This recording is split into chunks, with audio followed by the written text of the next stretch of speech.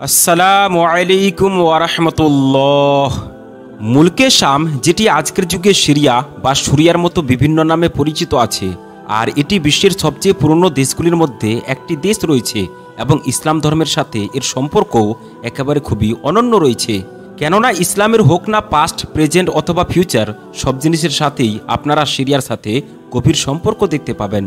তো সেই জন্য আজকের এই ভিডিওতে আমরা এটিকে জানার চেষ্টা করব যে ইসলামের শেষ নবী অর্থাৎ হজরত মুহাম্মদ সাল্লাল্লাহু তাআলা আলাইহি ওয়াসাল্লাম সিরিয়ার সম্পর্কে কি ইরশাদ করেছেন, অথবা এটিও বলতে পারেন যে রাসূলুল্লাহ সাল্লাল্লাহু তাআলা আলাইহি ওয়াসাল্লাম সিরিয়ার সাথে সম্পর্কিত কি ভবিষ্যৎবাণী করেছেন, আর কিয়ামতের সাথে সিরিয়ার কি সম্পর্ক রয়েছে, কিয়ামতের পূর্বে সিরিয়ার মধ্যে কি কি আলামত দেখা দেবে, অথবা সিরিয়ার ধ্বংসের মধ্য দিয়ে অলরেডি কি কি নিশানার আত্মপ্রকাশ হয়ে গেছে, শেষ জামানায় সিরিয়ার ধ্বংসের কারণে বাকি মুসলিম বিশ্বের উপর কি প্রভাব ফেলবে, আর তারপর আবার কিভাবে এই সমস্ত এলাকাটি মুসলমানদের হাত থেকে বের হয়ে ইহুদিদের হাতে চলে যাবে। তো এই সমস্ত প্রশ্নের উত্তর কোরআন ও হাদিসের আলোকে আজকের এই ভিডিওতে আমরা আপনাদের সামনে খুব সুন্দর করে উপস্থাপন করার চেষ্টা করব। তাই আপনাদের কাছে অনুরোধ, আপনারা এই ভিডিওটিকে শেষ পর্যন্ত অবশ্যই দেখবেন। তো সর্বপ্রথম আপনাদেরকে জানিয়ে রাখি যে মুলকে শাম মানে সিরিয়াকে ঐতিহাসিকভাবে নবীদের দেশ বলে মনে করা হয়ে থাকে। এরই জন্য সিরিয়ার মর্যাদা শুধুমাত্র ইসলামের ইতিহাসই উঁচু নয়, বরং আপনারা যদি ইহুদি ও খ্রিস্টানের ইতিহাসের দিকে নজর রেখে থাকেন তাহলে সেখানেও এই দেশকে অনেক গুরুত্ব দেওয়া হয়ে থাকে।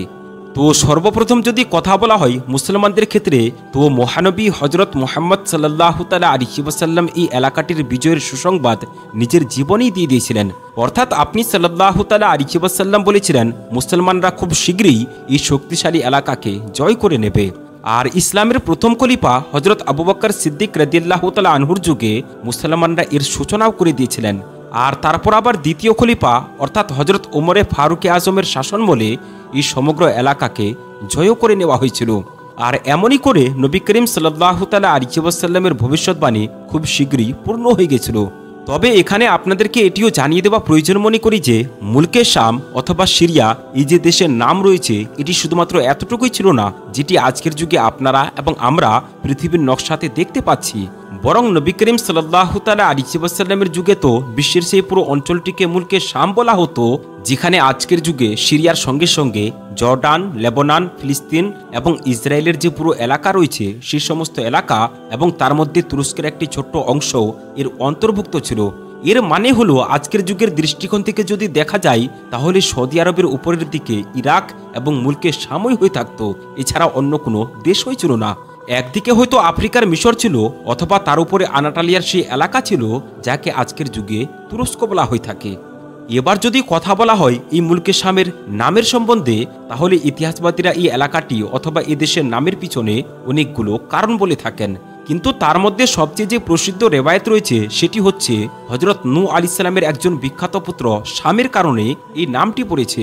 কেননা তিনি সেই প্রথম ব্যক্তি ছিলেন যিনি এই এলাকায় এসে বসতি স্থাপন করেছিলেন, আর তারপর শেষ পর্যন্ত সেই শাম নাম পরিবর্তন হয়ে শাম বলা যেতে লাগলো। হজরত আব্দুল্লাহ ইবনে ওমর রাদিয়াল্লাহু তাআলা আনহু থেকে বর্ণিত আছে, একবার রাসূলুল্লাহ সাল্লাল্লাহু তাআলা আলাইহি ওয়াসাল্লাম কিছু লোকেদের মধ্যে বসে দোয়া করলেন আর বললেন, আল্লাহুম্মা বারিক লানা ফি শামিনা ওয়া ফি ইয়ামিনিনা, যার অর্থ হচ্ছে ইয়া রাব্বাল আলামিন, আপনি আমাদের শামে এবং আমাদের ইয়ামানের উপর বরকত নাজিল করুন। এবং সেখানে বসে থাকা সাহাবীরা আরজ করলেন, আমাদের নজদে বরকত নাজিল করুন।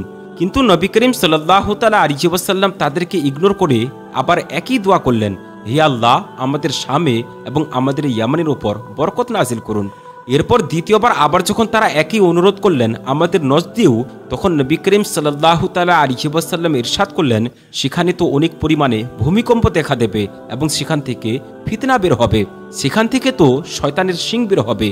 নবী করিম সাল্লাল্লাহু তাআলা আলাইহি ওয়াসাল্লাম ইরশাদ করলেন, ইয়া রাব্বাল আলামিন, আমাদের সামদেশের মুসলমানদের দিন এবং দুনিয়াতে বরকত নাজিল করুন।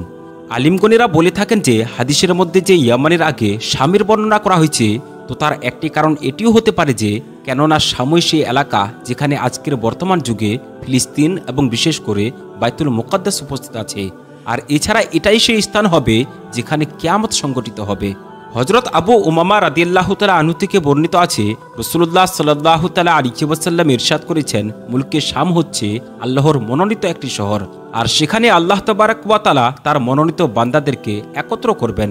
এমনইভাবে আরেকটি রিওয়ায়াতের মধ্যে বর্ণিত আছে, হযরত যায়েদ বিন সাবিত রাদিয়াল্লাহু তাআলা আনহু থেকে বর্ণিত, তিনি বলেন, একবার আমরা নবী করিম সাল্লাল্লাহু তাআলা আলাইহি ওয়াসাল্লামের দরবারে উপস্থিত ছিলাম। তো নবী করিম সাল্লাল্লাহু তাআলা আলাইহি ওয়াসাল্লাম ইরশাদ করলেন, শাম দেশের জন্য সুসংবাদ রয়েছে। অবশ্যই রহমান মানে আল্লাহ তাবারাক ওয়া তাআলার ফেরেশতারা তার উপর ডানা মেলে রয়েছেন। আরেকটি অন্য রিওয়ায়াতের মধ্যে হযরত মুহাম্মদ সাল্লাল্লাহু তাআলা আলাইহি ওয়াসাল্লাম এটিও ইরশাদ করেছেন, যখন আহলে শাম মানে শাম দেশের লোকেরা ধ্বংসের শিকার হয়ে যাবে, তখন তোমাদের মধ্যে কোনো কল্যাণ অবশিষ্ট থাকবে না। তো এই হাদিস থেকে এটি স্পষ্টভাবে প্রমাণ হচ্ছে যে বাকি মুসলিম বিশ্বের ভবিষ্যৎও শাম দেশের ভাগ্যের উপর নির্ভরশীল রয়েছে। আর পিছনের গত কয়েক বছর ধরে শাম দেশের সাথে কি ঘটছে, শাম দেশের অবস্থা কি রয়েছে, শাম দেশে বসবাসকারী মানুষদের সাথে কি হচ্ছে, এইসব কিছু আপনাদেরকে বলার প্রয়োজন নয়। তো সেই জন্য আজকের যুগে মধ্যপ্রাচ্যের অন্যান্য অঞ্চলে অথবা যে কোনো মুসলিম বিশ্বের অঞ্চলে যদি যুদ্ধ চলে থাকে, ধ্বংসযজ্ঞ চলে থাকে, মুসলমানদের অবস্থা খারাপ হয়ে থাকে, তাদের জমিন অন্যরা দখল করে থাকে, তো এই সমস্ত জিনিসকে দেখার পর সিরিয়াকে ইগনোর করা যেতে পারে না। কেননা এমনটি হচ্ছে এবং ভবিষ্যতেও হতে পারে। কারণ আপনারা তো এটি অবশ্যই জেনে থাকবেন যে দাজ্জালের ফিতনা হোক, অথবা হযরত ঈসা আলাইহিস সালামের আবির্ভাব, অথবা সুফিয়ানের আত্মপ্রকাশ, অথবা ময়দানে মহশরের কায়েম হওয়া, অথবা এমন ধরনের আরও অন্য কিছু, যেমন কিয়ামতের আরও বড় বড় আলামত রয়েছে, যেগুলো ডাইরেক্টলি অথবা ইনডাইরেক্টলি মুলকে শামের সাথে সম্পর্ক রয়েছে। কেননা যেমনটি আমরা আপনাদেরকে শুরুতেই বলেছিলাম যে যদি নবী করিম সাল্লাল্লাহু তাআলা আলাইহি ওয়াসাল্লামের যুগের দৃষ্টিকোণ থেকে দেখা যায়, তো মুলকে শাম শুধুমাত্র আজকের সিরিয়াই নয়, বরং তার সাথে বর্তমানে লেবানন, জর্ডান, ফিলিস্তিন এবং ইসরায়েলের পুরো এলাকা এবং তুরস্কের একটি ছোট্ট এলাকাও অন্তর্ভুক্ত করা বলে মনে করা হয়ে থাকে। এবার যখন এই সমস্ত ঘটনা এই এলাকাতে ঘটতে যাচ্ছে, তো প্রকাশের কথা এটি যে সেই সব বিষয়ের আগেই প্রভাব দেখাটা স্বাভাবিক। তো এই বিষয়ে আপনাদের কি মতামত আমাদেরকে কমেন্ট বক্সে অবশ্যই জানাবেন। আর আপনাদেরকে যদি ভিডিওটি ভালো লেগে থাকে, তাহলে ভিডিওটিকে একটি লাইক করে আমাদের চ্যানেলটিকে সাবস্ক্রাইব করবেন। আসসালামু আলাইকুম ওয়া রাহমাতুল্লাহি ওয়া বারাকাতুহু।